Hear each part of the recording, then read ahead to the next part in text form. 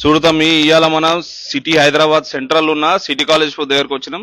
City college students ఉన్నారు.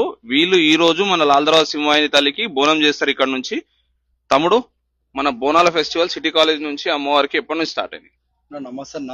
మన city college Bonalu చూసుకున్నట్లయితే 2011 నుంచి ఇక్కడ నుంచి సిటీ కాలేజ్ బోనాలు అనేది స్టార్ట్ అయినాయి.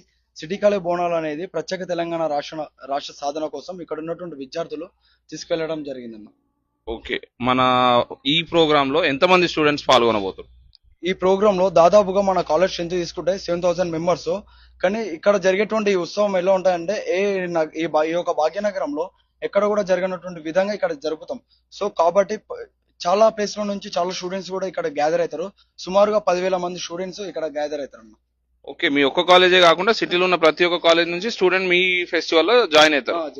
ఓకే, ప్రోగ్రామ్ సిటీ కాలేజ్ నుంచి లాల్ దర్వాజా అమ్మవారి టెంపుల్ కి వెళ్తుంది. ఏ టైం కి స్టార్ట్ కాబోతుంది? ఈ రోజు ఉదయం 10 గంటలకు ఇక్కడ నుంచి స్టార్ట్ అవుతుంది అన్న.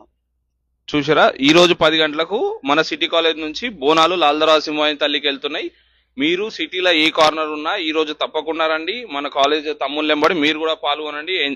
ఆ బోనాల అంగరంగ వైభవంగా జరుపుకుందాం.